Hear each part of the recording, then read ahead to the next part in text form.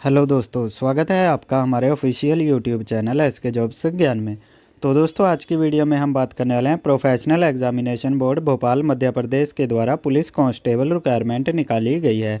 तो दोस्तों, इसकी जो रूल बुक है वो जारी कर दी गई है। तो दोस्तों, इस रूल बुक में आपको क्या क्या रूल्स दिए गए हैं, इसी के बारे में हम आगे आपके साथ डिस्कस करने वाले हैं। तो दोस्तों, अगर आप हमारी वीडियो को पहली बार देख रहे हैं तो हमारे चैनल एसके जॉब्स ज्ञान को सब्सक्राइब करें और बेल के आइकन को दबाएं ताकि आने वाली सभी नोटिफिकेशंस के बारे में आपको पता चल सके।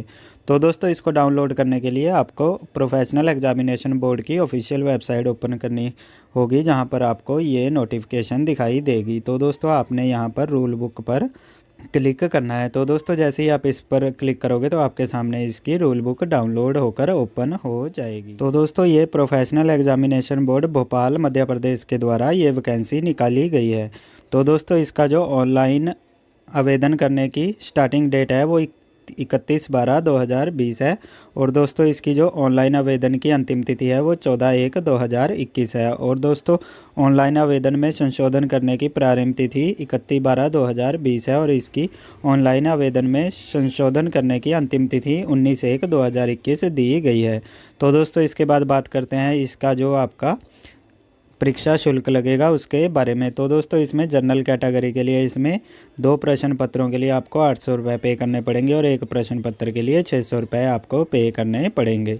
तो दोस्तों, अब बात करते हैं SC ST और OBC के लिए। तो दोस्तों, इसमें 2 प्रश्न पत्रों के लिए 400 रुपये और 1 प्रश्न पत्र के लिए 300 रुपये आपको इसके पे करने पड़ेंगे। तो दोस्तों, इसके बाद जो इसका परीक्षा टाइमिंग है उसके बारे में बात कर लेते हैं। तो दोस्तों, ये आपका पेपर 2 पालियों में लिया जाएगा, जिसका रिपोर्टिंग टाइम आपको 7 से 8 और 1 से 2 बजे तक दिया गया है। तो दोस्तों, इसके बाद जो आपका उत्तर अंकित करने का समय है वो सुबह 9 बजे से लेकर 11 बजे तक है और द्वितीय पाली है उसका 3 बजे से 5 बजे तक दिया गया है। तो दोस्तों, इसके बाद इसमें आपको नोटिफिकेशंस दी गई है, जिसमें आपको बोला गया है कि अभ्यर्थी का आधार पंजीयन अनिवार्य है।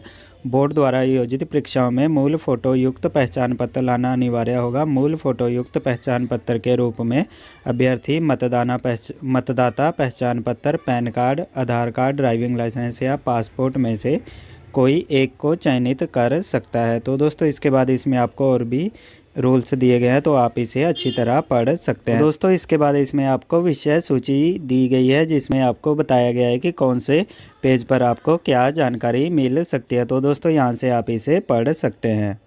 तो दोस्तों, अब बात करते हैं इसकी आरक्षण तालिका की। तो दोस्तों, इसमें आपको जो रेडियो की वैकेंसी है उसमें कांस्टेबल रेडियो के इसमें general, OBC, SC ST EWS के लिए आपको कितनी वैकेंसीज दी गई हैं और ओपन, एक्स सर्विसमैन, HG और फीमेल के लिए कितनी वैकेंसीज है वो आप यहाँ से चेक कर सकते हैं। तो दोस्तों, इसमें आपको टोटल 138 वैकेंसी दी गई है।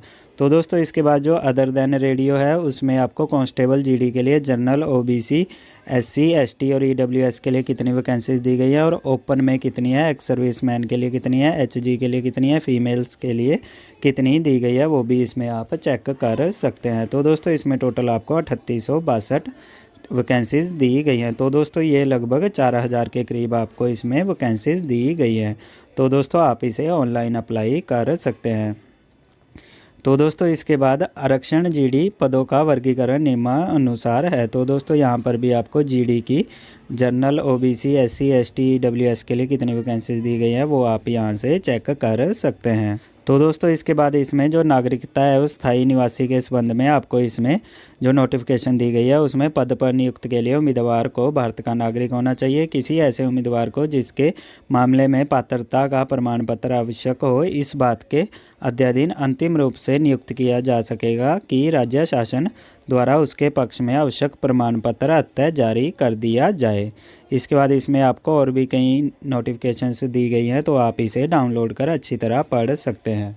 तो दोस्तों, अब बात करते हैं इसकी सैलरी की। तो इसमें आरक्षक GD के लिए 19,500 से 62,000 रुपये तक इसमें आपको सैलरी दी जा सकती है और आरक्षक रेडियो में 19,500 से 62,000 रुपये तक इसमें आपको जो सैलरी है वो दी जा सकती है। दोस्तों, अब बात करते हैं इसकी आयु सीमा की। तो दोस्तों, इसमें खुली प्रतियोगिता से सीधी भर्ती के भरे जाने वाले पदों के लिए आपको न्यूनतम जो आपकी एज लिमिट है वो 21 वर्ष है और अधिकतम जो है वो आपको 33 वर्ष दी गई है। और जो मध्य प्रदेश लोक सेवा आयोग की परिधि से बाहर के तृतीय और चतुर्थ श्रेणी के वर्दीधारी पदों के लिए इसमें आपको जो न्यूनतम वर्ष है वो 18 वर्ष और अधिकतम 33 वर्ष इसमें आपको एज लिमिट दी गई है।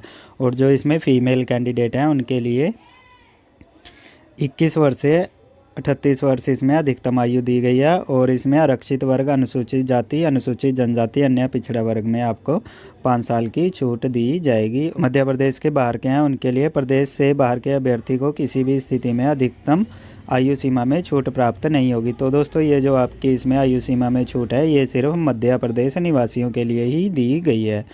उक्त आदेश की कंडिका के अनुसार तृतीय एवं चतुर्थ श्रेणी के सभी पदों के लिए अभ्यर्थियों को मध्य प्रदेश राज्य के रोजगार कार्यालय में जीवित पंजीयन होना अनिवार्य है। तो दोस्तों आप एम्प्लॉयमेंट में आपको इसमें नाम दर्ज करवाना होगा।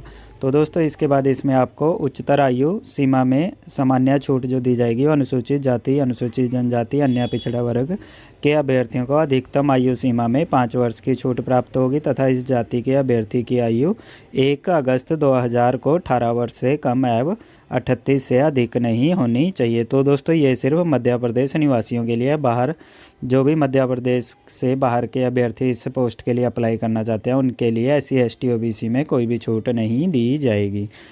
तो दोस्तों इसी के साथ इसमें और भी आपको कई महत्वपूर्ण जानकारियां दी गई हैं जो आप इसे डाउनलोड कर अच्छी तरह पढ़ सकते हैं। तो दोस्तों अब बात करते हैं इसमें जो न्यूनतम शारीरिक अर्हता दी गई है वो आरक्षक GD अनारक्षित अनुसूचित जाति एवं पिछड़ा वर्ग के लिए इसमें पुरुष के लिए जो आपकी हाइट है वो 168 सेंटीमीटर होनी चाहिए और महिला की इसमें 155 सेंटीमीटर होनी चाहिए। और जो आपकी चेस्ट है उसमें 81 सेंटीमीटर नॉर्मल होनी चाहिए और 86 सेंटीमीटर फुलाव के साथ होनी चाहिए। तो दोस्तों इसके बाद जो आरक्षक GD अनुसूचित जनजाति है उनके पुरुष के लिए 160 सेंटीमीटर और महिला के लिए 155 सेंटीमीटर दी गई है और आपकी चेस्ट 76 सेंटीमीटर और 81 सेंटीमीटर फुलाव के साथ होनी चाहिए। तो दोस्तों अब बात करते हैं हाइट की। तो इस सामान्य जाति के लिए 5.6 होनी चाहिए और गोरखा, गढ़वाली और कुमाऊं के मामले में 5.2 होनी चाहिए। मराठों और अनुसूचित जाति एवं अनुसूचित जनजाति के उम्मीदवारों के लिए 5.5 होनी चाहिए और वक्ष है जो वो अविस्तारित के लिए 31 और विस्तारित के लिए 33 होना चाहिए। तो दोस्तों इसके बाद इसमें इसी की और नोटिफिकेशंस दी गई हैं तो आप इसे डाउनलोड कर अच्छी तरह पढ़ सकते हैं। तो दोस्तों अब बात करते हैं न्यूनतम शैक्षणिक अर्हता आपकी एजुकेशन क्वालिफिकेशन की। तो दोस्तों इसमें अनारक्षित, अनुसूचित जाति तथा अन्य पिछड़ा वर्ग की शैक्षणिक अर्हताएँ दी गई है और इधर आपकी अनुसूचित जनजाति हेतु शैक्षिक अर्हताएँ दी गई हैं। तो दोस्तों इसमें जो आपकी आरक्षक GD की पोस्ट है उसके लिए 10th +2 प्रणाली के अंतर्गत 10वीं कक्षा की परीक्षा एवं हायर सेकेंडरी अथवा समकक्ष परीक्षा उत्तीर्ण होनी चाहिए। और जो आपके अनुसूचित जनजाति है उनके लिए आपको 8वीं पास होनी चाहिए। तो दोस्तों इसके बाद इसमें जो आरक्षक रेडियो है उनके लिए आपको इस पद के लिए उम्मीदवारों को 10th +2 प्रणाली के अंतर्गत 12वीं कक्षा पास होना चाहिए। कौशल विकास एवं उद्यमिता मंत्रालय भारत सरकार द्वारा संचालित राष्ट्रीय व्यावसायिक परीक्षा परिषद NCVT, राज्य व्यावसायिक प्रशिक्षण परिषद SCVT से मान्यता प्राप्त ITI के 2 वर्षों का पाठ्यक्रम जिसमें आपका इलेक्ट्रॉनिक, कंप्यूटर, इंस्ट्रूमेंट, इंफॉर्मेशन तकनीकी, टेलीकम्युनिकेशन में से किसी एक में के पाठ्यक्रम में आपको उत्तीर्ण होना चाहिए। तो दोस्तों एग्जाम्पल के तौर पर इसमें आपको electronic mechanic, mechanic radio and television, instrument mechanic, mechanic computer hardware, information communication technology, information technology और टेक्नीशियन पावर इलेक्ट्रॉनिक्स में आपकी ITI होनी चाहिए। तो दोस्तों बाकी इसमें आपको बताया गया है तो आप इसे डाउनलोड कर अच्छी तरह पढ़ सकते हैं। तो दोस्तों इसके बाद इसमें आपको तालिका भी बताई गई है कि आपको कौन से डिस्ट्रिक्ट में कितनी वैकेंसीज हैं तो वो आप इसे डाउनलोड कर अच्छी तरह पढ़ सकते हैं। तो दोस्तों इसके बाद इसमें आपको परीक्षा की योजना बताई गई है तो आप इसे अच्छी तरह पढ़ सकते हैं। तो दोस्तों इसके बारे में आपको इसमें पूरी जानकारी दी गई है।